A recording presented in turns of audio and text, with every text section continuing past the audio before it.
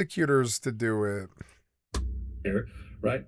But this is what used to be the fourth estate, right? We used to be able to trust journalists to get to the bottom of it so that we, the plaintiffs. No, I trusted prosecutors.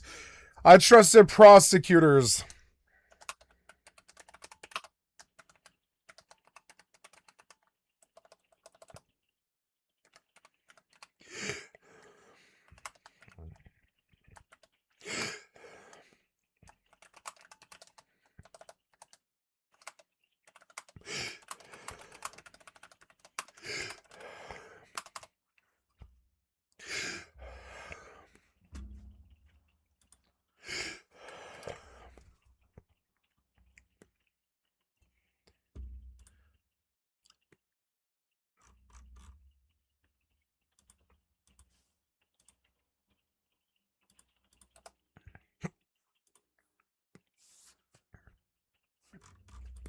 Or didn't have to spend our weekends digging through tax files to be like, oh my God, did George Soros really get $270 million from USAID? Yeah. That's not what we planned on doing, right? This was your job. But now the conspiracy theory is anybody that doesn't trust the establishment narrative. They have made us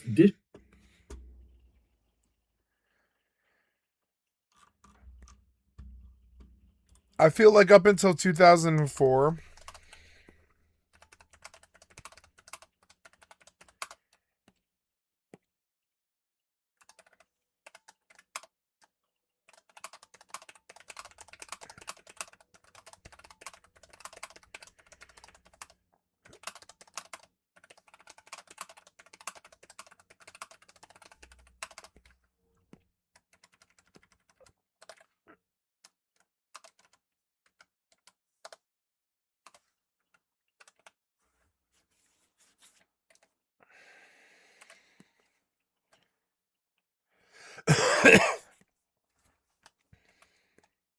it was 2001.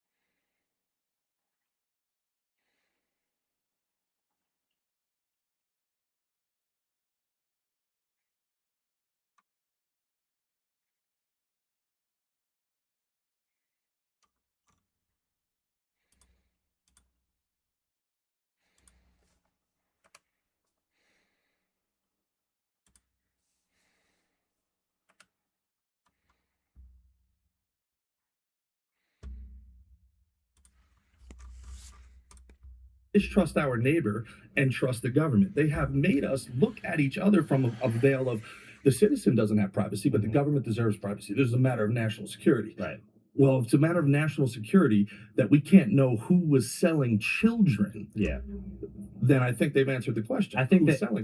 the Epstein thing is probably like the biggest potential breakthrough into dismantling some of those blackmail networks that have kept so much of the media and government compliant. But the thing is, whenever people stop trusting the mainstream narrative, which overall I think is a good thing, it makes way for an entire vacuum. Give me real quick. Sorry to cut you off. Which is a good thing? Distrusting the mainstream narrative when people stop trusting the mainstream narrative and do their own research, generally that's a good thing. Mm-hmm. However, that creates a vacuum where people who are even less reliable can fill the void with just different stuff. But that's okay though, because information is cleansing. Sunlight is cleansing. But the best part about the conspiracy community, and I didn't start as a conspiracy theorist. I'm a guy that trusts the government. USA, baby.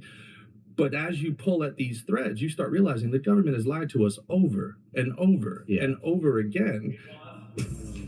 Yeah. Good job. Yeah, dude, you got like a full 7 minutes, and there's like 15 people here. It's not one journalist versus 20 conspiracy theorists, dudes. It was like one dude for 7 minutes. You weren't even that good either.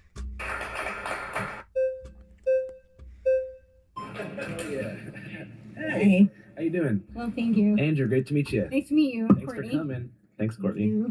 I wanted to start with saying I think we agree partway. Yeah, totally. I actually think you was totally a psyop. Mm-hmm. But I would say that the part about there not being an elite trafficking cabal who are Satan worshiping, right? I actually think there's a lot of evidence for that. So in any kind of a psyop, typically there's an element of truth. Would you agree with that? Yes. Right, because otherwise it wouldn't work. Right. So have you heard of Project Monarch? No, can you fill me in? Sure. So Project Monarch was a subset of MK Ultra. You're familiar with MK Ultra? So we're talking about 1960s counterintelligence programs. Yes. Got it. Yeah. Which actually, so the whole term conspiracy theory, right, was kind of weaponized, right? But, MK Ultra, COINTELPRO, all true. Yes. Yeah. And the term conspiracy theory, I also think like that was weaponized by the CIA. Absolutely. Document Once you 1030. slap that on somebody, everything they've said is discredited. Yeah. Where do you think that began? Probably around the 60s and 70s, similar to slapping the label communist on somebody during the McCarthy Red Scare. McCarthy, yeah. So there was a document, it was 1035-960. It was to counter the Warren Commission. They didn't want people investigating into JFK's assassination. So that's kind of where the CIA they slapped them with the label conspiracy theorist. Of course. So, okay, so Project Monarch was a subset of MK Ultra, and in MK Ultra, you're familiar with. There was a, I mean, we have just the declassified document. I like her. She was so much better than him in the first 30 seconds. He took 8 minutes to basically waste his time. I don't think Andrew liked it either.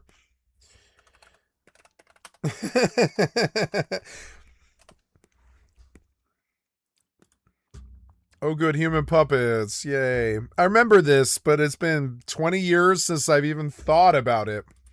A feeling of lightheadedness, as if it begins with a flutter. A feeling of lightheadedness, as if floating. This is what a person feels when trauma is induced by electroshock. They call it Monarch, named for the butterfly's transformation from a caterpillar to a dormant cocoon to a new creation, programmed to return to its point of origin. What? But this is no natural metamorphosis. This What? is a descent into a nightmare, a systematic shattering of the human soul to create the perfect puppet. The roots of this horror stretch back through centuries, through the hidden knowledge of ancient mystery religions. But its modern form was perfected in the 20th century's darkest chapter. Nazi Germany. So America basically had Mengele, and it was the CIA with the fucking MK Ultra. Obsessed with eugenics and control. I really don't like that. Pioneered I don't like that. the medical techniques. At Auschwitz, the infamous doctor, Joseph Mengele, the It's angel funny that he came up. You know, I said it right before. I was like, yeah, where do you think they learned to do all this shit? It was Mengele. They just brought the Nazis over here. of death, analyzed the effects of trauma bonding and electroshock on children. In Dachau, inmates were placed under hypnosis and given hallucinogenic drugs. This wasn't just brutality, it was research. After the war, this research didn't die. It was secretly imported into the United States. Of course it was. Under Operation Paperclip, top Nazi scientists were brought to America. One of them, General Reinhard Gehlen, Hitler's chief of intelligence, met with President Truman and Allen Dulles. Together, they forged the Central Intelligence Agency. With the CIA's birth in 1947, a new... Like, the minute that the Nazis lost, we were like, come over here and teach us how to be Nazi. dark chapter in mind control. I hate it so much. I hate them. And on American soil. She thought she would factually tell him what happened, and I like that. It started with projects like Chatter and Artichoke. Yeah. These are things that happened. They're real. It evolved into something... It's avowed and confirmed. ...far more sinister. Project M. K. Ultra. For 20 years, the CIA conducted illegal experiments on unwitting citizens, using radiation, electroshock, hypnosis, and drugs like LSD. Their goal was to create the perfect Manchurian candidate, a sleeper assassin who could be activated by a key phrase. Buried deep within MKUltra's 149 subprojects was its crown jewel, a program so secret its name still sends chills through the intelligence community. Project Monarch. Monarch was a form of structured dissociation. Using the unimaginable trauma of sexual abuse and torture, programmers deliberately shattered a child's mind into multiple personalities, or alters. They were creating a complex computer program within a human being. Each alter was a file, created through trauma and repetition, waiting to be activated by a trigger word. The victim became a slave, and the programmer, so their dumb. master, their god. You can't treat humans like this. You can't make humans do this. Of the sub I mean, you can try. You could do it with drugs and force. Subjects were female, chosen for their higher tolerance for pain. They were used for covert operations, prostitution, and pornography. A former military officer connected to the DIA admitted, "These people are in all walks of life, from the bum on the street to the white-collar guy." To reinforce the programming, handlers used mediums saturated with occult symbolism. The Wizard of Oz and Alice in Wonderland were early favorites. Later, Disney movies were used to build in triggers for a new generation of monarch children. In Pocahontas, Grandmother Willow, a mystical tree, tells the hero to listen to her heart. In Illuminati systems, the willow tree represents the powers of druidism. Its branches are used to whip victims in rituals, and its deep roots make a person in a trance feel like they are falling into an abyss. The programmers were monsters hiding in plain sight. Dr. Joseph Mengele, the Angel of Death, didn't die in South America. No. Survivors We brought him here. Knew him as Dr. Green. They remembered his gentle demeanor one moment and the explosive rage the next. They recalled his I love you not daisy game, where after pulling the last pedal, he would torture and kill one child in front of another he was programming. For decades, the project remained a secret, but slowly, survivors began to... Purgation of Antaran or something. Transformation of America. Transformation of America. Speak Out. By Casey O'Brien. Kathy O'Brien, in her book Kathy. Formation of America, detailed her life as a presidential model, forced into prostitution with the world's elite. Oh, really? Paul Bonacci testified that boys from Nebraska's Boys Town were taken Nebraska's Boys Town to Offutt Air Force Base, where they were subjected to monarch programming by military officials and used for pornography to blackmail powerful politicians. The names are a who's who of infamy. Lee Harvey Oswald, Sirhan Sirhan. What? No way. Wait. pornography to blackmail powerful politicians.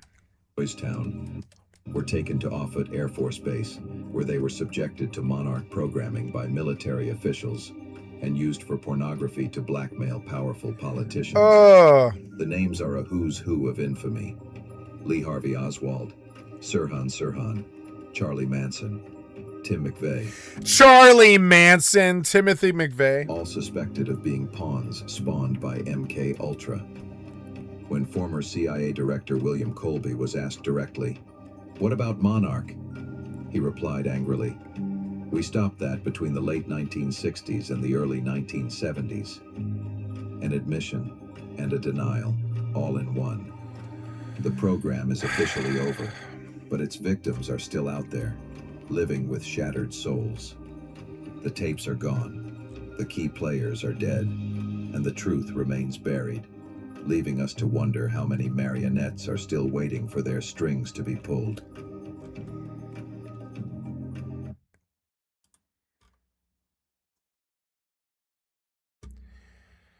Kathy O'Brien.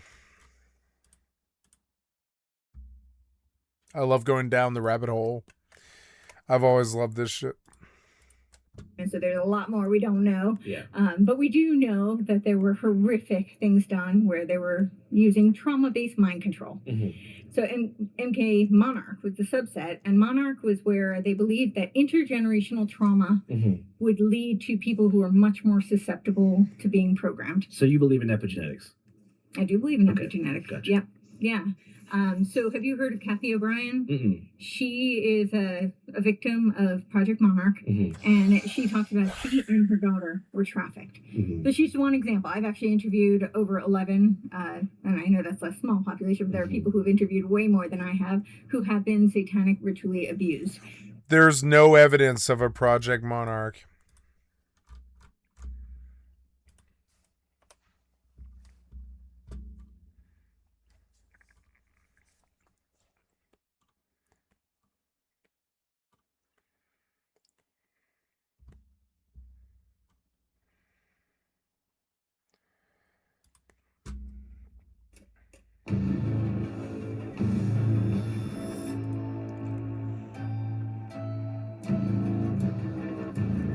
This podcast contains content that may be disturbing to some listeners.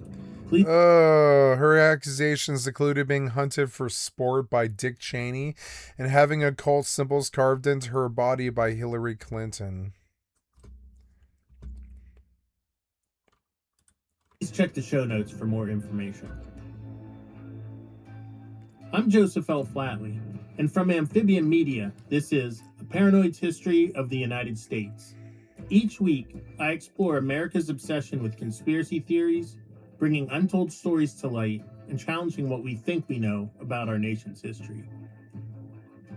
In the summer of 1975, my family drove all the way from Michigan to the Teton Mountains of Wyoming.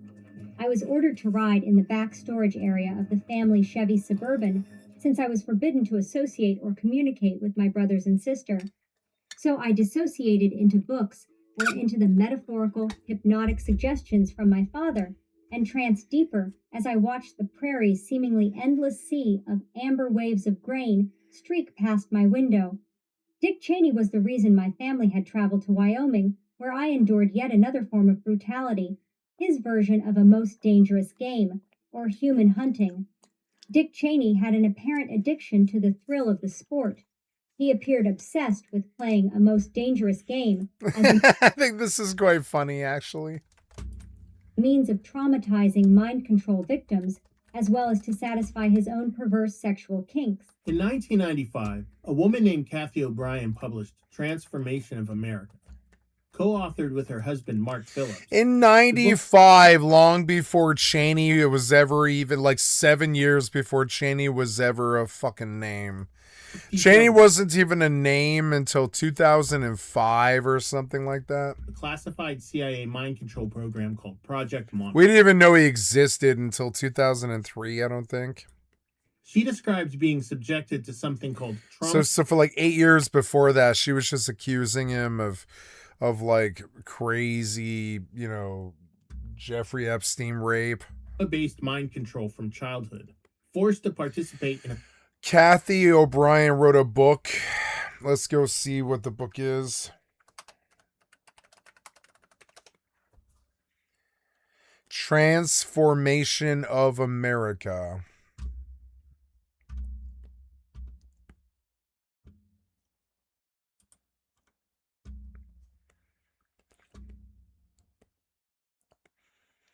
They survived the criminal justice system after exposing their stories.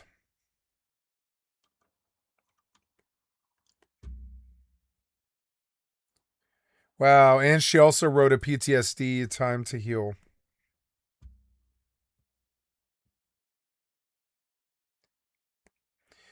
Corroborating evidence. Yeah, I mean, sure.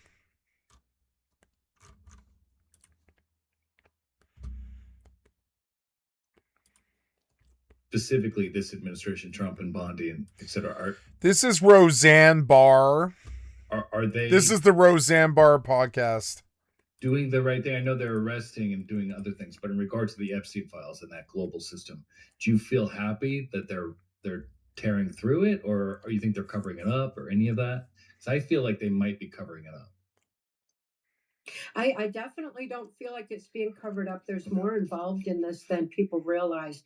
There's the whole blackmail network. We need to know who's holding the blackmail for what purposes. Who are the perpetrators at the top of this? Who are these self-appointed, self-anointed global leaders that are dehumanizing humanity in order to align us with flat thinking AI and with their flat thinking criminal agenda? You know, it's gotta stop. And in order to unravel all that, This is the Roseanne Barr podcast. you know, this is just one thread they need to pull. The blackmail tapes Declassifying presidential sex slavery with Kathy O'Brien. themselves are one form of evidence. We got to have a justice system to prosecute these pedophiles and perpetrators through. We don't have a justice system in place yet. They've been running it for too long to cover up their crimes against humanity. Yeah. They invoke national security or anything else and just keep going. Yeah. So it's going to take a while. And right now, what we need to know is what this is the Roseanne Barr podcast. What is this agenda all about? What are they doing with the children? How can this many children be missing? What are they doing harvesting our children? What is the adrenochrome all about? We need to get to the very bottom of this and take down the puppet masters at the top. So rather than using, you know, now that this administration has got the hold of the blackmail tapes, if they play another man's game and use blackmail to the blackmailers, it's not going to accomplish as much as they can if they just use their information gained as leverage against this whole global network that's been gaining control for generations now. It's going to take a while to unravel. Okay. Well, Kathy, as a child, you were part of the building of that international network, weren't you? You were used as a child sex slave in order to build that international network of pedophiles that sit at top of every government and every NGO and everything, right? That's Roseanne Barr. And every NGO and everything, right? Absolutely. And my uncle was a part of the blackmail network in distributing the tapes, and he was flying a lot of them to the Vatican. The Vatican has a huge vault of these blackmail tapes. That's a big piece of a puzzle right there. And that's only one piece of this puzzle. When we get to the top of you know, who's doing this and why. Roseanne Barr is QAnon.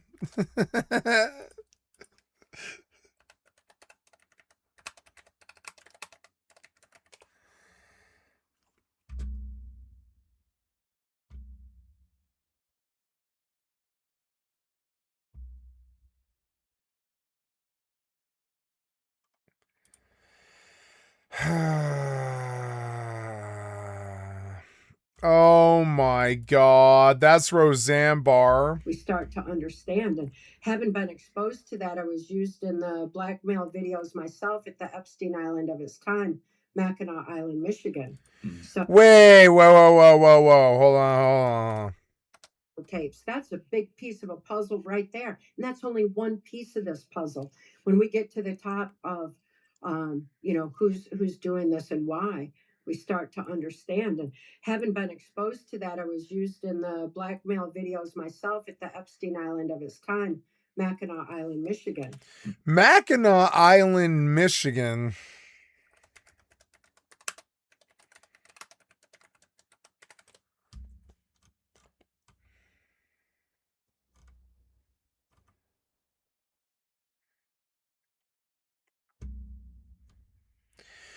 Oh my god, it's like this weird slice of like 1880 where they don't permit cars and shit like this.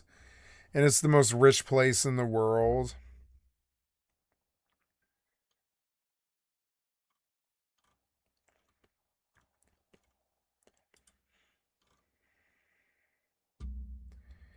It's entirely car free, preserving a step back in time with unique transportation like horse drawn carriages and bicycles. It is known for its stunning natural beauty, including historic Fort Mackinac. Mackinac. It's probably Mackinac. It's probably Mackinac. Yeah. Victorian architecture and the famous Arc Rock. I don't know what Arc Rock is. Visitors also enjoy the island's unique culture featuring fudge shops, annual events like the Lilac Festival, and water activities on Lake Huron. It's like the rich people's what's that movie? Village of the Earth. Yeah, it's the rich people's The Village. Do you remember The Village? The movie The Village by M. Night Shyamalan. I always wonder what that was about. The whole Village movie. I always wonder what M. Night Shyamalan's Village is about. And it's actually about this, which is Mackinac Island. I hate them so much. I hate these people. I feel like Roseanne Barr is one of them. I think the QAnon is actually them. The people trying to chase them are actually them. So I was among these global perpetrators, and I know how far. Roseanne was on television for 18 years or some shit. She has so much money. She's like Oprah rich. This is how deep it goes and how long they've been doing it and getting away with it.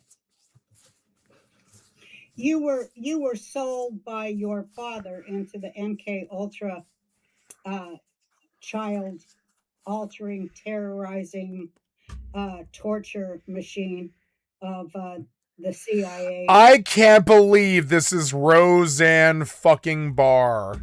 I can't believe this. I can't believe this. U.S. government, weren't you? Yeah, I was.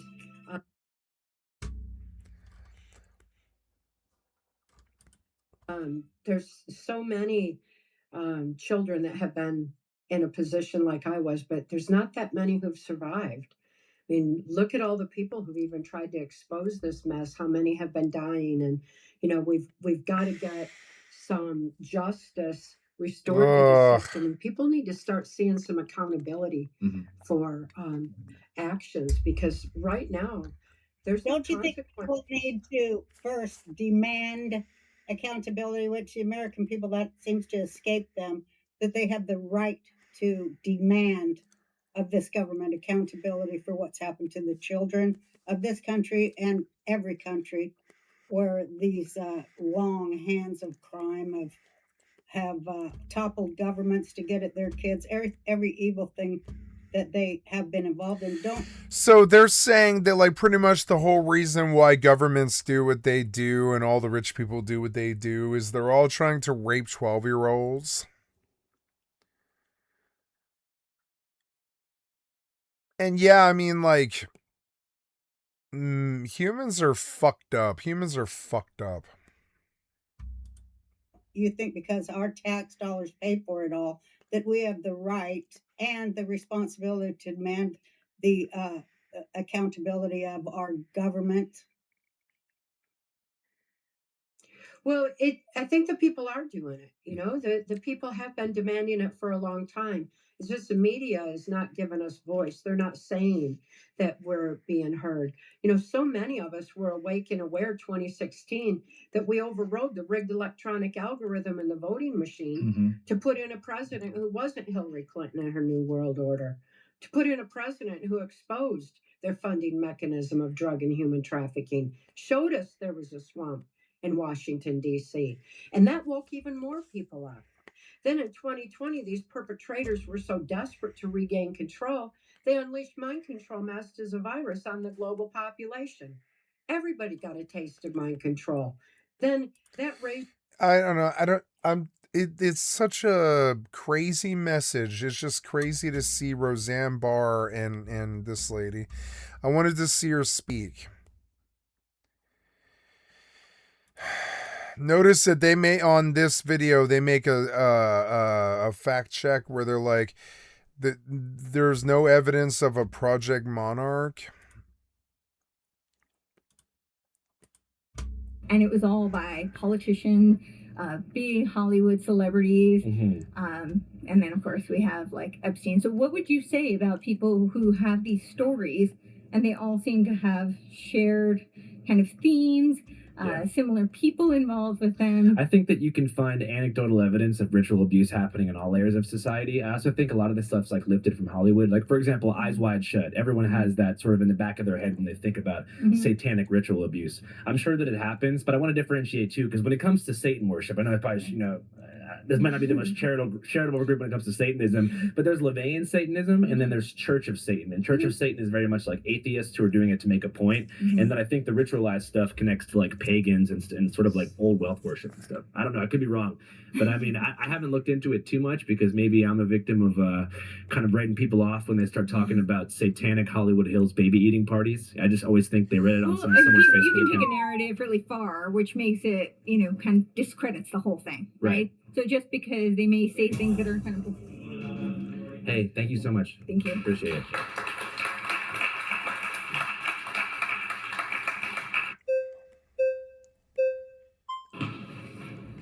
Hey, how's it going, man? Nice to meet you. Great to meet you. What's your name?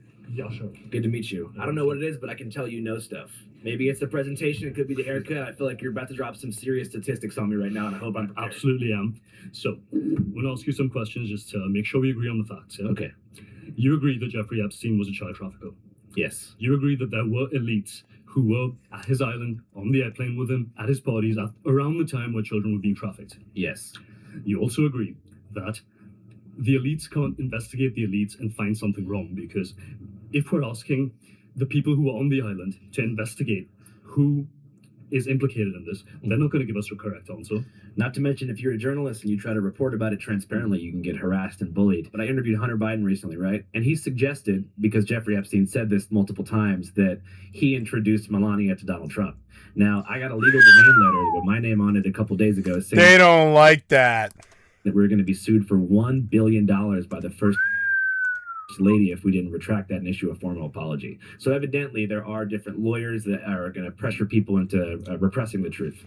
I also think that these social media platforms are trying to get children addicted to like dopamine rush content, whether it be like semi-pornographic stuff. Like I was watching a music video the other day on my nephew's iPad because he's like 12, and I was like, damn, were videos always this like sickeningly perverted? Then I thought about Flo Rida and I realized, yes, and we were actually like we were like one of the first generations to experience that. The elites trafficking children is not a baseless conspiracy theory. It's a reasonable suspicion. Well, there are elites who traffic children. I just don't think it's everybody with money and everybody with a successful It's not business. everybody, but it's enough to shape culture and policy. Yeah. I also think that many people who were on the island were kind of there, like, they were basically there as part of a honeypot operation. Absolutely. And they didn't go there knowingly trying to procure underage children. Not saying it's normal to be on Epstein Island, but I'm saying there was a lot of other things there, extravagant foods, performers, services. I heard Chris Rock was doing stand-up for people at like a 5-person dinner table. So you're thinking, I'm at the place right now. I'm seeing all these trusted icons of media. At the end of the night, you end up with someone you realize after the fact is underage. Chris Rock was there. They've got the video. Now you do what they say. So that would mean that we are ruled by elites who are child traffickers, right? Yeah. Or at least we're ruled by people who are blackmailing elites who are child traffickers. Yeah, I think that at the highest levels of power, especially in this country, you have a tendency toward exploitation and Corruption. I guess the power trip thing for them. So then we agree. Yeah. It was nice speaking to you, man. Thank you. Why did you give the first guy 13 minutes? He sucked. I really would have liked this guy to get something like 3, but he got like 2.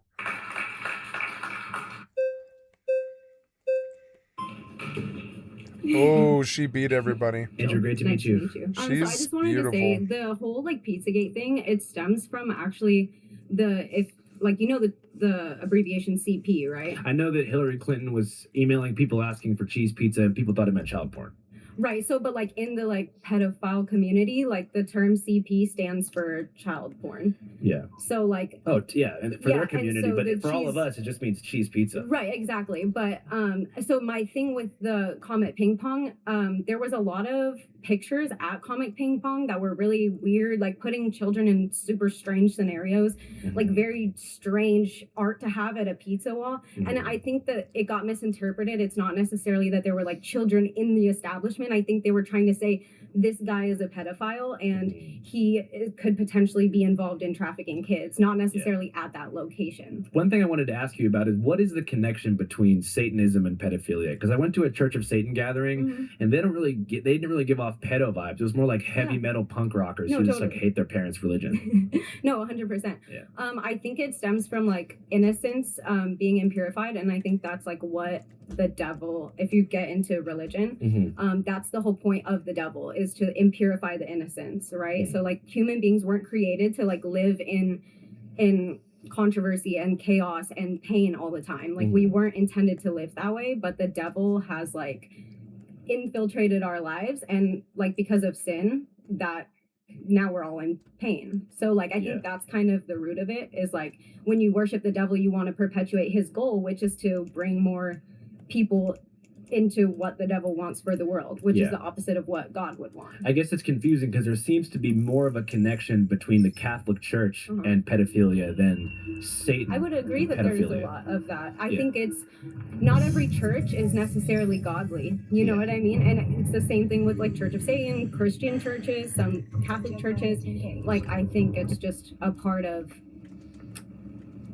being godly. Isn't saying like I believe in God. It's like doing the right thing all of the time. Yeah. So like you could say I'm a Christian, I'm a Catholic, and then if you touch kids, like you're not godly either way. So for you, like Christianity means like acts of service, like living in kindness, helping your family. Yeah, like just trying to benefit society, be a better person, be a good example for other people. And the other thing I would say too is like if there's not prevalent Satanism in the mainstream media, why does everyone start off super innocent and then like start dressing like Satan?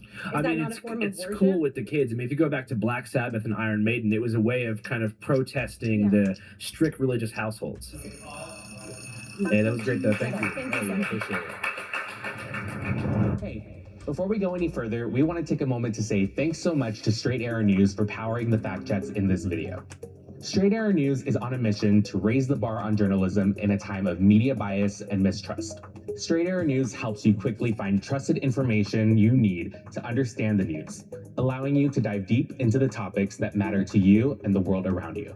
Their work is trying to break the bias bubble, helping you understand how every side of the political spectrum is reporting on a story so you get a full picture of the news. That's why we're so happy to be partnering with Straight Arrow News. They deliver the facts, unbiased, balanced, and designed to make sense. These weird news aggregates are like the new corpos. They're like the new Freemasons. And they're going to make so much money because they trick people into believing that there's some kind of real news source. But all they really are is AI that tells you which side of the spectrum a news story is on and then regurgitates it. But the people that came up with this, they got him. They've got Andrew pushing dope ass news aggregates like what's it called, Ground News or whatever. But all these weird news aggregates, that's exactly, I swear to God, I know this, but a lot of people don't. Well, I know this because Tyler knows this or whatever. But most crazy corpos, they get their start in news aggregates. You know, most of them, not all of them, but a bunch of them get started with media empires like Rupert Murdoch's, the Koch brothers, Jeff Bezos, either their website or .com people, or they're full-blown like news aggregates. And it's weird watching such a leftist, anti-establishment message guy such as Andrew Callahan push these crazy news aggregates. It's just another level of the psyop or whatever, because the news aggregates are really scary. Like the last SAN and Ground News scare me more than Fox and CNN, because I know they've got credibility right now, which means that people probably just like sub to them wholesale, which is just insane. I've been tempted to do it myself. But news aggregates are where we get our worst crazy Freemasons. They all run railroad empires or news aggregates, or often they sell ammo or defense stuff or bombs and weapons and guns. They're like, you know, there's usually different crazy professions that the one percenters have, but news aggregate I think is the most common one. And it's crazy to hear him say, you know, Ground News is a dope ass news aggregate. He says it almost on every fucking video. He's like, Ground News is a dope ass news aggregate. And it's like, I wouldn't ever give any of these entities like SAN or Ground News any money. First of all, I just would never do it because I don't believe that they're very safe. They're also, you got to remember what they're actually offering. They're using AI, probably correctly too, but I mean, they're using AI to tell you which side of the spectrum a news story comes from. But also, anybody that has that kind of power will run the world. If their news aggregates are telling you what to fucking think about whether a story is rightist or leftist, and if you should pay attention to it or not, you understand that's like a summary of the news, that they're just like trying to like make sure that you don't pay attention, and then they tell you what to think. And I'm sorry, but dope-ass news aggregates, like that's literally what he says on every single time I've ever seen him like throw a commercial or something. He supports these okay, for a fucking... I'm sorry, and I hope this gets back to him one day, but I mean, I'm sorry, maybe the image isn't what I think it is, but I'm going to tell you what I fucking see here. And this came up tonight quite a bit, and I felt like tonight I heard a quote that really stuck with me, which was that, like, you know, I think it was like 2014, before Robin Williams, you know, committed suicide, he was making jokes in his stand-up routines about how Donald Trump basically had Donald Trump in his beauty pageants were kind of like Michael Vick owning a bunch of fucking pet stores. It was, and we heard that quote tonight. It's like, you know, and it was like a sure bet. It was a one-stop dating shop or whatever. And it's weird because, you know, it's like hearing that, it sort of like changes me. It's like weird. It's like changes my opinion of how a lot of these people act. I don't think any of them really have our interests at heart. I don't think SAN has our interests at heart. I don't think Ground News has our interests at heart.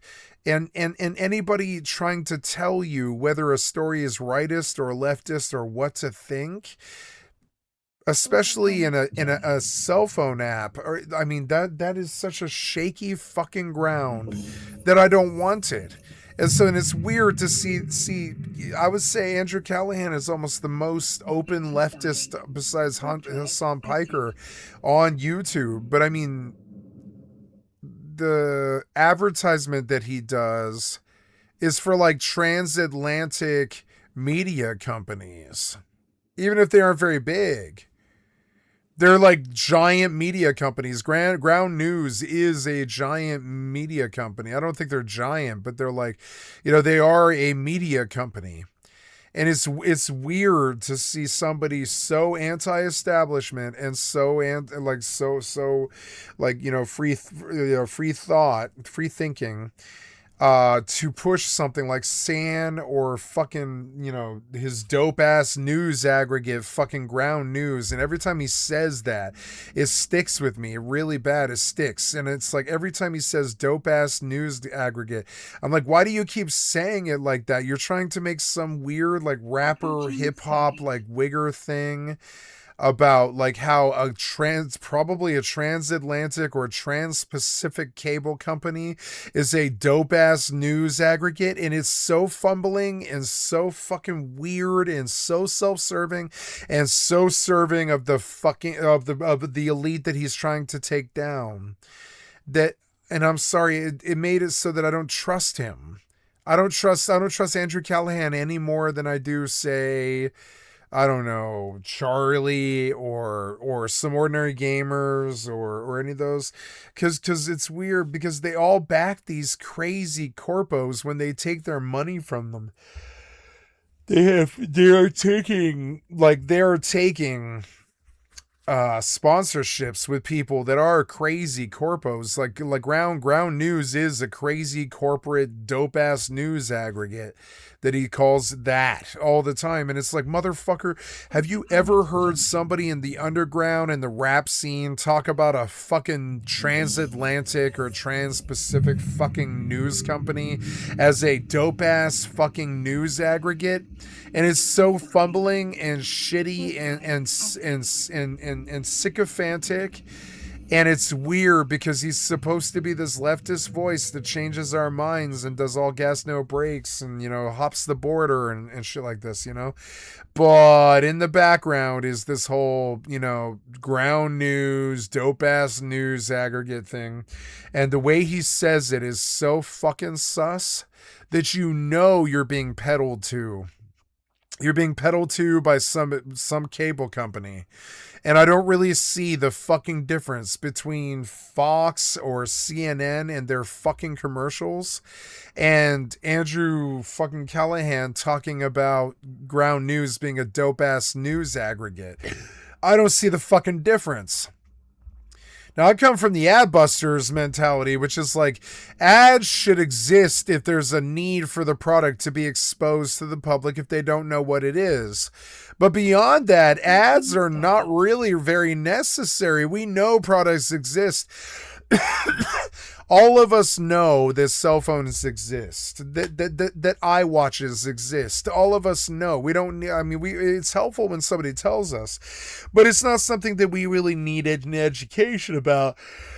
We are constantly looking to spend money on tech to improve our lives. So it's not really none of it's very new. None of it's very, none of it stands out as being like, oh, I know about something that you don't know. And it is a weird time. I don't know. It's weird. It's like a time of corporate ad agencies essentially taking over the internet and using it to run news aggregates to trick kids into believing that they're counterculture, even though they swallow the same ads that their parents do on fucking CNN. Of a complex world. I'm gonna go piss. Getting you the clarity you deserve and news you can trust. Go to san.com/surrounded or click the link in the description to check it out. By clicking that link, you're not just supporting this channel. You also take advantage of a better way to get the news. Welcome back to Trustworthy Journalism. Thanks again to Straight Arrow News for partnering with us on this episode. Now, let's get into it. All right, my next claim is that 9/11 was not an inside job. It was a coordinated terrorist attack by the group Al-Qaeda.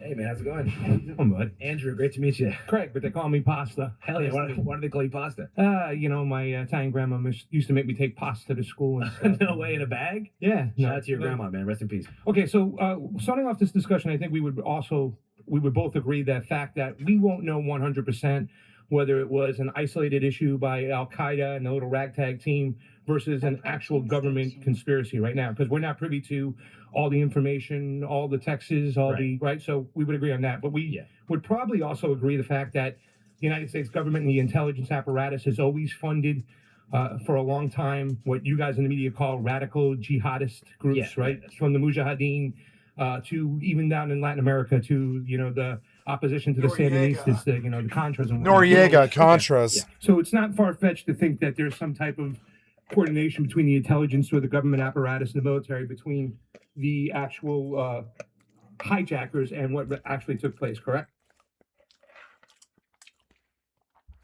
One of my favorite movies, Charlie Wilson's War, was about how United States gave the Mujahideen Stinger missiles to fight the Soviet Union during the Afghan invasion.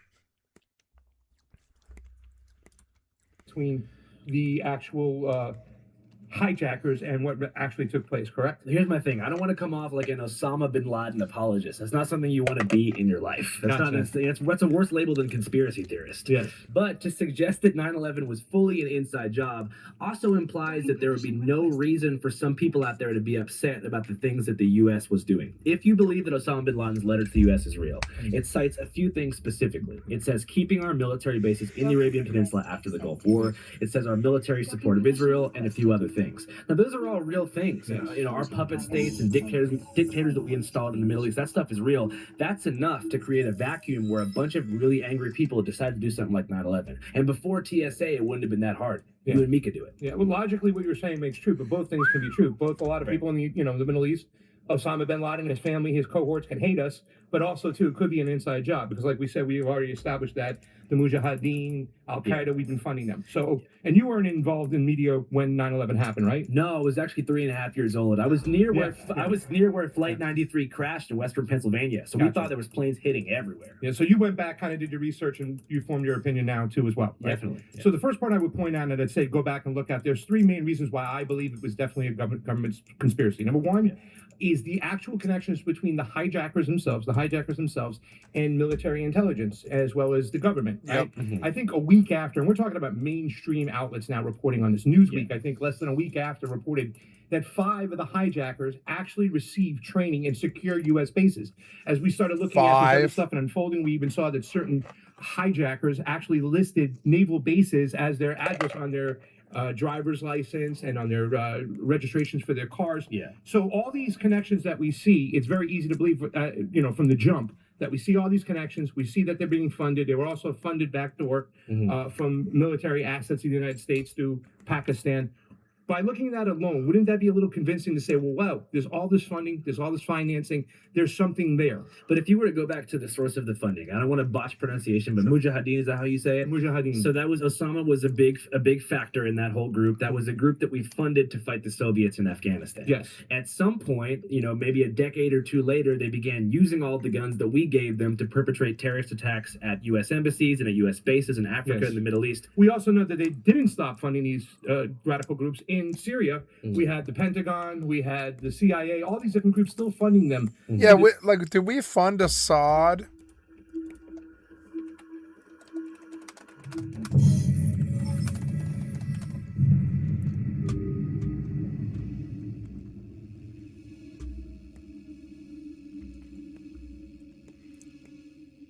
Okay. This day. So in other words, there's no evidence that they ever stopped. Right? So we understand that there's a relationship between them. The second point of evidence I would also bring up is the whistleblowers and the ex-military intelligence people who were also shut down, gagged, not allowed to speak. I mean, John O'Neill, I don't want to start throwing names out there, but that's one guy who comes to mind who actually died in the World Trade Center because his new job was head of security at the World Trade Center. Well, he was the head of counterintelligence for the FBI, and he quit because he stated every single time we get close to the funding, whatnot, our own organization shuts us down. The CIA, the FBI, they shut us down. So you have all these whistleblowers who say, no, the there is there. We knew Mohammed Atta, right? One of the hijackers was in the United States a year beforehand. Well, he received flight training in Florida, right? Yes. Or I think it was also in Germany. I think there's a big difference between the U.S. government knowingly kind of laxing up security in the lead up to 9/11 because they felt like knowingly. So hijacker Mohammed Atta received flight training at Huffman Aviation in Venice, Florida. kind of laxing up security. And how did one of the 9/11 hijackers get trained in America? Aren't they supposed to be this crazy, you know, jihadist corp in Afghanistan? Why the fuck would they be training in Florida? In the lead up to 9/11, because they felt like they needed the public to get on board with their military operations in the Middle East, and they wanted to pass things like the Patriot Act to increase surveillance on citizens. There's a big difference between that and actually doing it. Yeah. No, but I mean, it's kind of like a little contradictory because you're saying all this stuff is definitely happening. You see what I'm saying? We'll talk about we'll talk more about it after. Thank you, bro.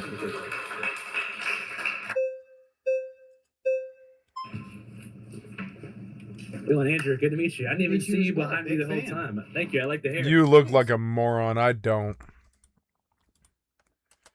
So, one of the things that I think is kind of missing in a lot of the 9/11 discussion is that, yes, the idea that it was a complete internal conspiracy, that the government completely planned, completely executed, all of that kind of stuff, doesn't really make a lot of sense when you look at the how many people can keep a secret type stuff. However, I think that whenever you look at the intelligence apparatus that was happening before 9/11 happened, both directly and after the terrorist attack done by Osama bin Laden in 1993. In Tanzania?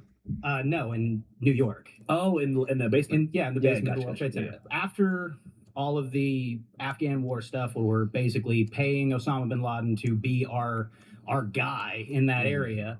And then after he was completely abandoned by his handlers, and then, you know, America did all of the things that it does to piss everybody else off in the world. Yeah.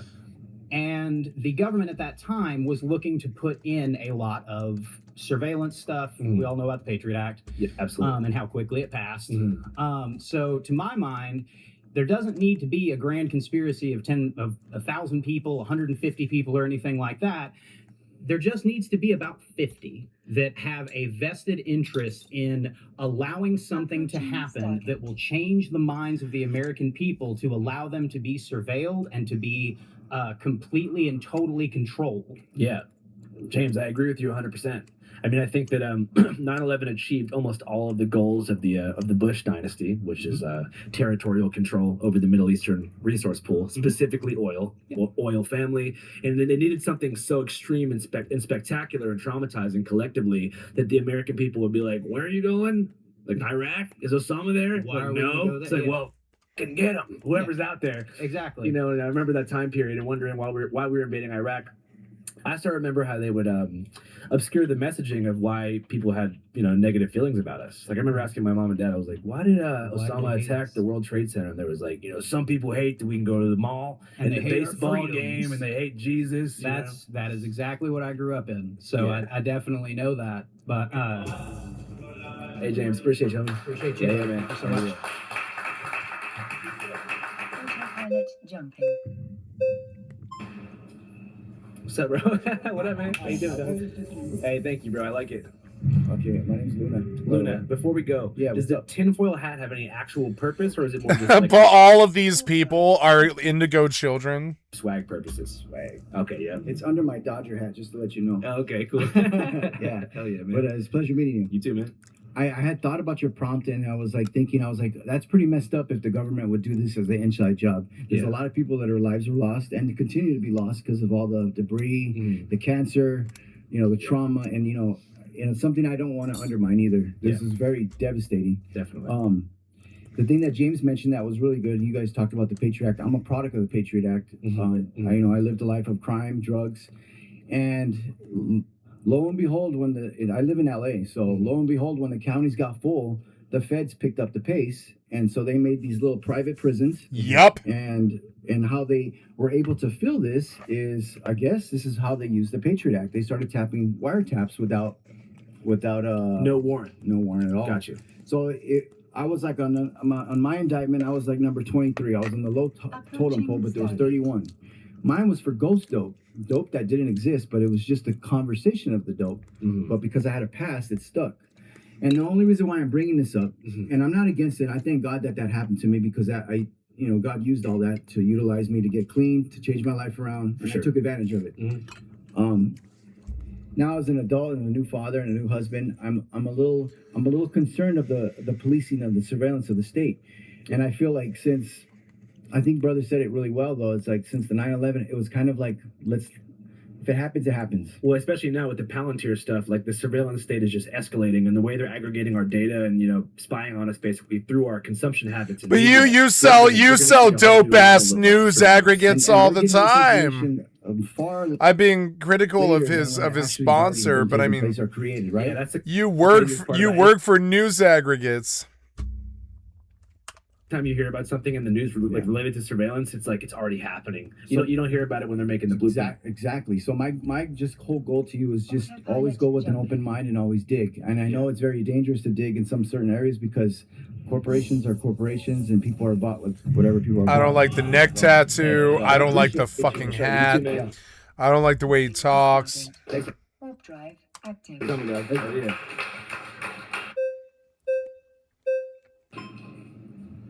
What's going on, man? How you doing?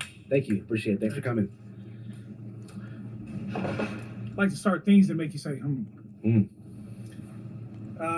there was talk about the pilots. We were talking about guys that had very little experience, and it was documented that I believe the pilot for the plane that crashed in Pennsylvania was believed. I'm sorry, the plane that crashed that hit the second tower supposedly was one of the weakest pilots, affirmed by his flight instructor. My question is, to pull off the maneuver that suggested to hit that tower, there are accounts from actual airline pilots and very experienced pilots that said they couldn't make that maneuver. What do you say to that? Well, what would the alternative be? That it would they had a professional, amazing pilot in there, and there was no hijackers. It's not that that's an alternative, but it's like let's compare it to sports. There are some people that are equipped because of their experience and repetition that they can do things that others can't. Yeah. Right. So especially you're talking about, it's a skill. Flying a plane is a skill. So to be accurate enough to hit that tower where it needed to be, to destroy it in a manner of which it was destroyed, there are pilots that are skilled enough that said that they probably could not have done that. So are we talking about a one-off, an anomaly with someone who is much less skilled than they are? Yeah. I mean, it didn't look that hard to me. I'm not an expert pilot, nor am I an experienced hijacker. But I mean, it's not like he had to land the plane. You know what I mean? Didn't have to land a plane. Seems to us that he had to hit an object, right? Yeah. But in order to get the result that he got, right? That's first thing that makes you go. Second thing, I remember that day. Yeah. I walked out right after the first plane, and I recall an explosion in the second tower. Subsequently, in recent years, like you said, there's footage and first-hand account of witnesses that say that they heard an explosion, a demolition-style explosion. You've heard this from firefighters that were in buildings or surrounding those buildings. You heard this from witnesses that were right near the buildings, and you heard this from people that were actually in the towers. How do you explain it? I mean, from what, I'm not an expert on building mechanics, but from what it looks like, you had an uncontrolled fire that was raging on the middle floors of multiple buildings for hours. Okay. And I could imagine that there was also jet fuel that was causing combustion to occur. I mean, it's a building. There's a bunch of stuff in there. There's gas, water heaters, all types of reasons why something might explode. Neither one of us are architects, right? The industry I work in, I've seen these beams that are used to build high rises. So you're telling me that just from an explosion, from jet fuel and this combination, which has also been, I would say, debunked by others that are experts in not only chemicals and science, which I'm not, I'm taking from them, which they're saying is that this is virtually impossible for buildings to collapse in that way. So yeah, it's never happened. Name another time where a plane took out a building. Trust me, that kind of shit would make headlines. We would remember it. It doesn't happen. And I've seen these just randomly demolitions of old buildings, Vegas, things like that. Why did it look so similar? And how are we saying that this perfect storm of chemicals and explosions and jet fuel could do that to a building where we've never seen an example of that before. For sure, but there's never been a building that big that's ever collapsed in that manner before as well. But we have seen buildings. I mean, I can't recall the count, but it was overseas. I believe in maybe Turkey, where there was a plane that hit a building intentionally, suicide bomber, and the building didn't collapse. Smaller caliber plane, granted. However, the mechanic, the design, not much off. Does height? I mean, we're not physicists, but does height, does all that thing, does that play into the what we saw with our own two eyes? Well, one question I have is, what does melt steel beams? Intense heat.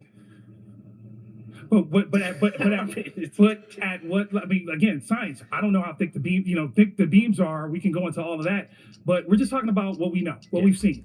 Okay, thank you, brother. Okay. Thank you.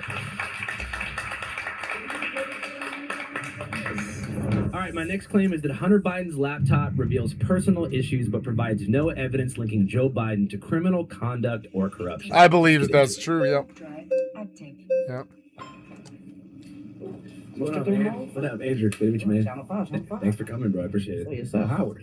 Good to meet you, Howard. Man, so your first part right there, you said about with the personal laptop. Yeah. When already isn't that the same one that he was sitting there smoking crack on? Yeah, right? but smoking crack is not a major conduct error. But it's not about smoking crack, but the laws that he was passing about some people doing that crack was more harsh than what was going on with his son, right? I mean, the disparity between the 1994 crime bill being passed by Biden and others, and then his son being able to smoke all that crack while simultaneously having the presidential budget to protect him is definitely a disparity. However, part of what Hunter Biden told me is that his, I think it was the senior thesis that he wrote at Georgetown about the disparity in the crack sentencing in 94 is what caused Joe Biden to kind of repeal that and roll that back later in the 90s. I mean, but you said about rolling it back, but it's more enhancement that they would do with that law, right? Because he was doing the same thing but making it. Yeah. But you have the same person that was doing that, and they are getting 30 to life almost. Yeah, I don't but think he gets rehab. But that will be against a lot of laws right there. I mean, yeah. I mean, just to clarify, I don't think anybody should be in jail for drugs in general, unless you're manufacturing the ridiculous amount of fentanyl that kills a bunch of people. But if you're cooking crack in the 80s and you're still in jail, free you. Free everybody who's locked up in jail. I think you need to clarify about the cooking crack part. Okay, cooking crack or doing crack, just get out of jail. It's fine. But I think Hunter Biden in particular, yeah, I mean, the fact that he was able to smoke crack and not get in that much trouble for it would reflect some systemic. I mean, but wouldn't that still be some systematic law approach with that? I mean, yeah. So, I mean, what do you expect Joe Biden to do? To be like, all right, I got to stick to my word. Hunter, 3 strikes, you're going to prison, no parole. It's showing favoritism with that. So that's why I'm like, so if that could bypass a law with him, what else are they overshadowing with Biden? It's actually a pretty good point. I agree. Okay. Hey, bro, thank you.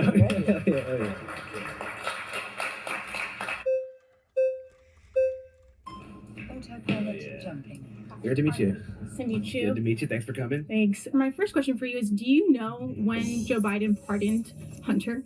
It was something like 15 minutes before his term ended? Well, like the timeline that he did for that. Well, I know that whenever Hunter became on the board of a Ukrainian energy company called Burisma, or it was Burisma, Joe Biden was involved in his pardon. But I just want to say that the conviction that resulted in the pardon was not anything related to corruption. It was specifically just tax evasion, which happened during a crazy crack bender when he still somehow was on the board. And then also it was a charge related to being a drug user in possession of a firearm, which apparently in Delaware, if you have a historic drug pass, you can't have a gun. So those were the two things that Joe Biden pardoned his son for, because he knew that with the upcoming administration, with Trump's justice system, he'd be likely to make an example out of Hunter. What was he doing in 2014 before that? And so you had already mentioned the Ukrainian electric company that he was on the board of and that he was communicated with. And so it's also known that our government was used to fund the war in Ukraine to overthrow that coup that was happening there. And so my point with that is that there is a lot of shady stuff that was happening that shows his involvement with all of that stuff and the war that was happening in Ukraine. I think that it does go a lot deeper and that there could be a lot more things involved in that. You had mentioned his ties earlier with Epstein and all of those other things. No, Joe Biden and Hunter Biden had no ties with Epstein.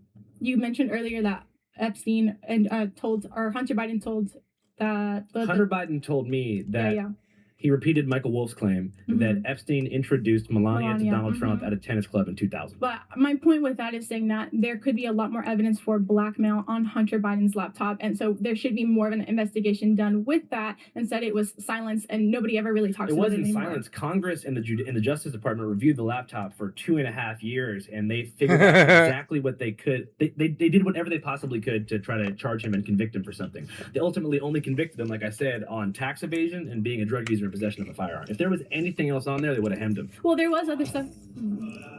Hey, great job. Thanks. All right.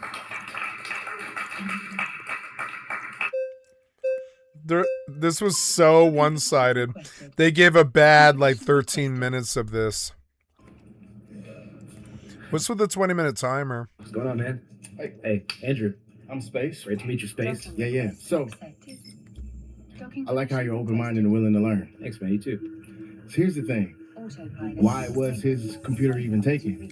Well, the story is that he gave it to a laptop repairman in Delaware. That guy, I can't remember what his name is, but he gave it to Giuliani and Giuliani's lawyers. They sent it to the New York Post. A journalist named Miranda Devine published all of it, and that kind of became an outrage ecosystem in its own. How long did it take for them to actually retrieve that to send it to? I did not know that. Probably like you're talking about that time gap. Well, technically, if you believe the Justice Department, there never actually was a laptop that contained all that stuff. There was an iCloud data leak, and there was a laptop too. But most of the stuff that was out there, like the pictures of the crack and the prostitution stuff, that came from an iCloud hack, which Hunter Biden claims is a Russian operation.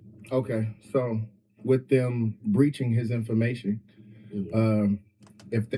a hacker on the site 4chan claimed to have hacked Hunter Biden's iCloud account, but the laptop contained files and photographs of his life throughout a deep drug addiction that were ultimately used as evidence against him in court. They would breach his information would make you think they won't hide any more information. All of that was used in court. Well, because the people that wanted to see Hunter Biden go down, which is Giuliani, Trump, and that whole camp, they had access to all the information. So I really feel like what they were doing is they were making a big deal out of something that wasn't that big of a deal, but kind of gatekeeping stuff and saying, okay, right now you got a picture of him smoking crack, but we actually have worse stuff. We're kind of waiting to show you that until the right time. Giuliani falsely claimed that there was child pornography on the laptop. So they were basically holding his laptop hostage, saying like, yo, I can't tell you what's on there, but what's on there will change the game. And then when it came down to it, it wasn't too much. Well, I mean, how do you feel like they interrupted the presidential candidate between it? Like, how did they hide that process? What are you talking about? I mean, when supposedly Joe Biden, we're talking about the connection between Joe Biden and HUD, and how did the connection with Joe Biden had anything to do with the laptop? Am I right? Yeah, I mean, there was definitely information on the laptop that showed that a lot of the opportunities that Hunter was afforded came as a direct result of his dad co-signing. I can't believe how fucking obsessed they were with this laptop and how fucking, like, it's like Chris Chan or something. They spent so much time worrying about that laptop. I hate anybody. I hate, including Andrew, at this point. I hate anybody who knows this much about Hunter Biden's laptop. They are obviously they are like symptoms of the disease. If they know so much, they know about the iCloud and all this crazy shit. I know about it too now, but see, the difference is these guys, they're ready to use it like bullets in a war. Yeah.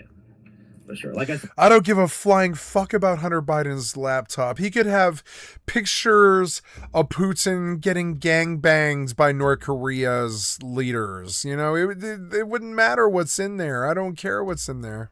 And it goes back to what your stance is on Netflix. There's nothing on earth that I possibly could care enough about, you know, short of like, you know, proof of child sex with Jeffrey or some shit that I would care about enough to cancel somebody. Really, it's kind of insane, you know. Like, for example, should Jaden Smith have a record deal? No. Yeah. No. He should. So with that, but not Hunter. I mean, the difference is like two wrongs don't make a right. Yeah. We took. All right, thank you, bro. Appreciate it. Yeah.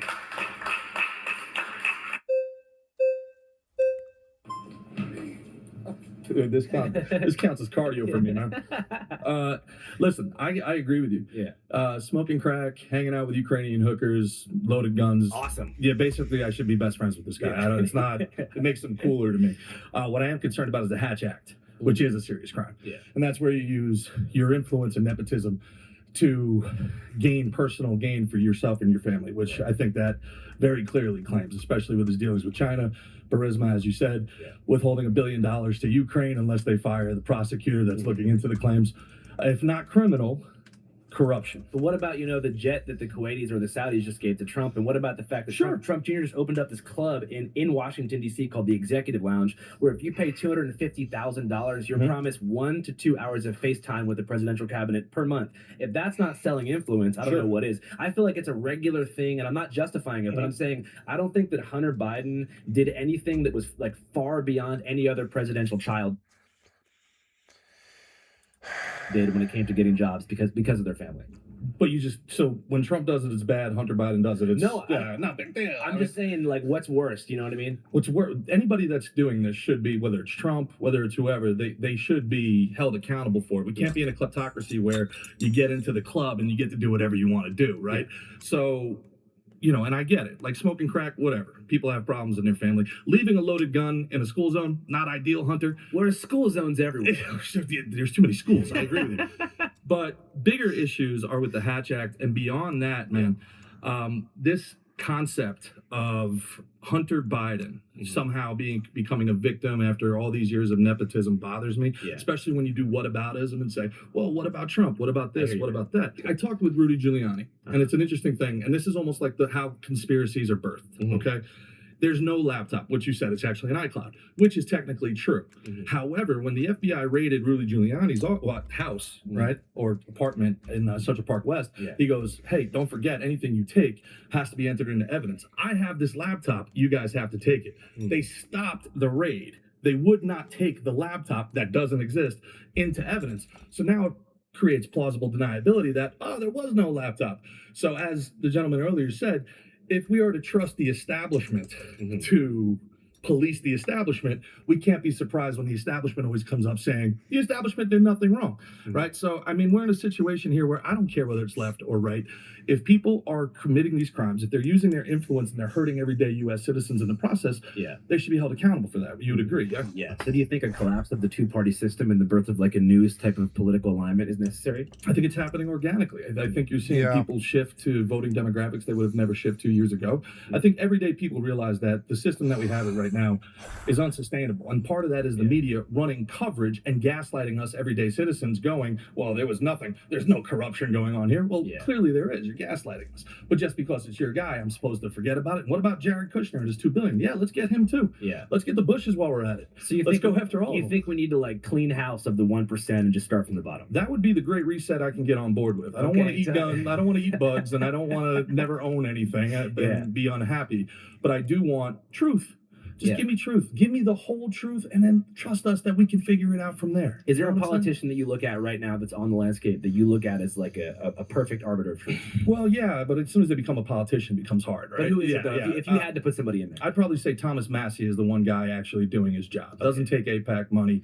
He goes against his own party more than anybody else. And for somebody that somebody that did nothing wrong, Hunter Biden did nothing wrong, slap on the wrist, boys will be boys, smoke a little crack.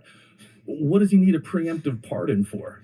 A preemptive pardon. I think that the concern for Joe Biden, at least, I don't want to speculate too much, is that if Trump were to get into power and take control of the justice system and appoint different judges, he would make an example out of Hunter and lock him up and throw away the key for him. Yeah, some federal judge might hit him with 37 felony accounts out of nowhere for a loan that he already paid back. No, but they might send him to El Salvador and you have to join MS-13 or something. I don't think MS-13 exists anymore in El Salvador. I mean, they've got to. You can't get all of them. Yeah, well, that's true.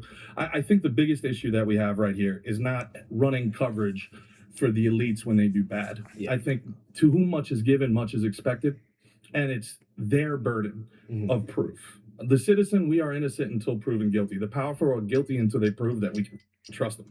Hell yeah. You know what I mean? Well, we're out of time. This is a good video. I like it. It's good to see Americans debate. I thought they were kind of dead inside. I didn't think they thought a lot. My next claim is the Earth is not flat. It is probably a sphere.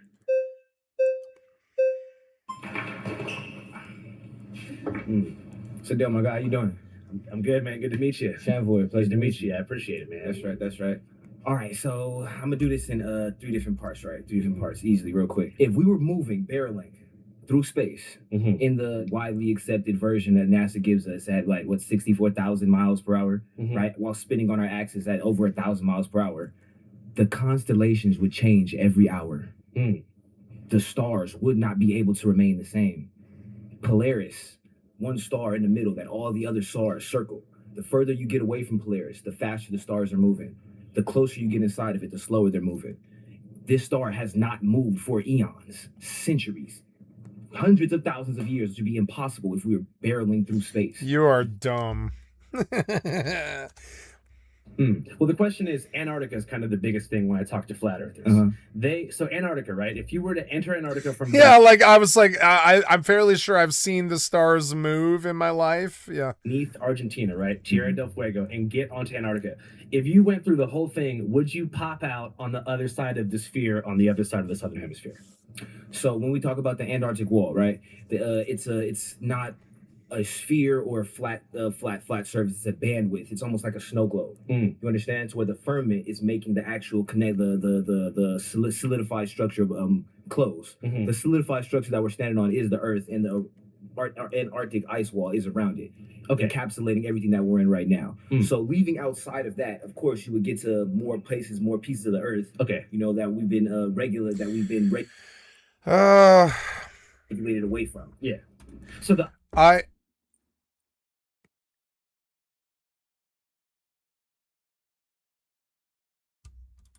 ice wall is not infinite, or it is infinite? No. So what's past the ice wall? Or other civilizations. Oh shit! Yes, so sir. on the same plane, there are other parallel societies. Absolutely. Have you heard of Agatha? No. Agatha is believed to be the Hollow Earth, and there are different Hopi. Yeah, I was gonna say the Hollow Earth is gonna come up here. My best friend is a Hollow Earther.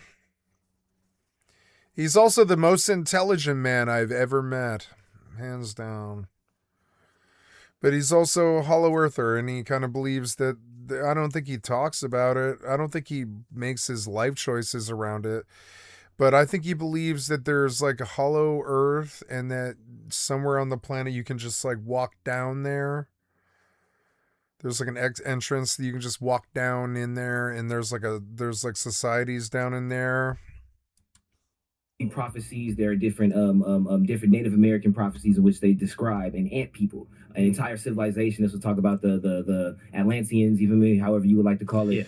Yeah, like there's some weird stuff in our past about people that live under the earth. But on these old maps, once you pass the ice wall, there are other continents just outside. Yeah, it comes from occult science fiction writers, I'm sure.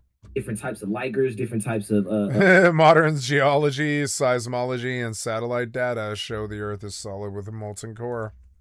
Genetic splice, different type of aliens that you would call it. Yeah. So whether or not you would say they're extraterrestrial, interterrestrial, whatever it will be, that's connected into the Anunnaki thing. But yeah, it's almost impossible that the science that NASA gives us to deceive gives us. You feel me? I mean, just on a base level, I hope that what you're saying is true. On like a science fiction adventure level, I want to go there and talk to the ant people. The world's way more interesting, right? But the big question is, what is the benefit that NASA would have in convincing us that the Earth is round as opposed to flat? Like, what's the benefit for them? Strongest indications of the slave mind is to get you to deny what you see with your own eyes. To get you to be able to see how close the sun is, how close the moon is, to be able to see the waters above and the waters below, to be able to connect these things in nature to yourself and deny it because somebody tells you. This guy has this fundamental disconnect where when he goes out at night and he sees the stars in the sky, he thinks we're standing on a disc. That's not true. So, which is so dumb. I know it's dumb. You want to know how people get like this? It's because they don't go to the mountains. If you go to some place like Pikes Peak and you like look down over the curvature of the fucking land for like 30 miles, or you look at, okay, I'm sorry. Like, how about another example would be Santa Catalina? I used to live in, Los Angeles and in Long Beach, and my mom used to sing this song to me. It's 26 miles to Santa Catalina, and like, you know, and we would see Santa Catalina, you know, on good days, you know, but I mean, I swear to God, you can tell that Santa Catalina is not at the same elevation as Los Angeles is. Los Angeles is at sea level, but Santa Catalina is like an island, and it's a little bit higher, I think. And it's just crazy. Even then, you can see 26 miles out, and something will be lower or higher. There is curvature of the land that you can see as a human being, even if you're at a high enough point, you can see out far enough. All right, thank you for the time, bro. I appreciate it. Hell yeah, thank you, man.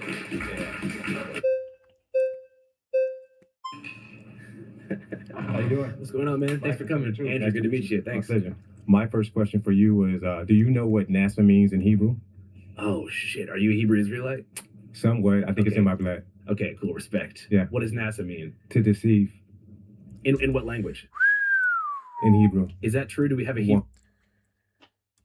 100%. Yeah, 100%. You can look Yeah, it up it's on the your National Aeronautics and Space Administration. own time, for sure. When you talked about the stars, lights not reaching the Earth and because of the time delay of what is it, space travel or things like that, I think the true answer to the question is the stars are placed into the firmament. Genesis 1 verse 4, the stars are placed into the firmament on like the fourth day of creation. So these are not vast, distant bodies moving through outer space, going, losing all of their energy, and then that light getting to Earth 100,000 years later. The How did you get all that bling? reason they are You're stationary, a goddamn moron. like my gentleman mentioned, It's because you talk to a lot of morons that have too much money. placed in the firmament. I want to take their money.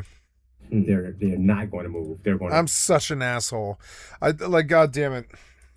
forever be just in the place where God placed them. So what is the sky? The sky is a hard, tangible expanse. It's the reason it's called the firmament. It's a dome. We live in a snow globe, right? On a deeper level, though, like how would NASA benefit from, you know? Oh, I love the question. I forgot that. Yeah. You're hiding God's handiwork. God is the creator. As soon as I change what he created, I bring into question his existence. Or you understand what I mean? Right. So also, NASA, when you take a T, the letter T, and you place it inside of NASA, you now get, and you play a little bit of scramble, you're going to get the word Satan. So what we're getting at now is a diabolical game of Satan versus God. And Satan. No, you've lost me, and at this point, I get out. I'm sorry. There was some craziness, and at this point, right when it gets crazy, I'm immediately bail. There was a lot of craziness before that, but the flat earther. On January 30th, I have to go to bed, guys. I'm sorry. It's 1 a.m. I'm going to go to bed. I'm going to publish my videos, and I'm going to go to bed. I'm going to stop this video with a reminder that you've been watching Skycatlive. I'm a full-time variety gamer. Click on my cat's face to donate. Skycat.live is my website. Come to Twitch or YouTube and give me a like, sub, or a follow. I love you guys. Thank you so much for everything. And I am tired, and I'm going to bed. And so I will stop this video here, and I'll stop this stream, but I'm going to upload this video first. So we're going to stop this video here. Thank you. I love you. Bye.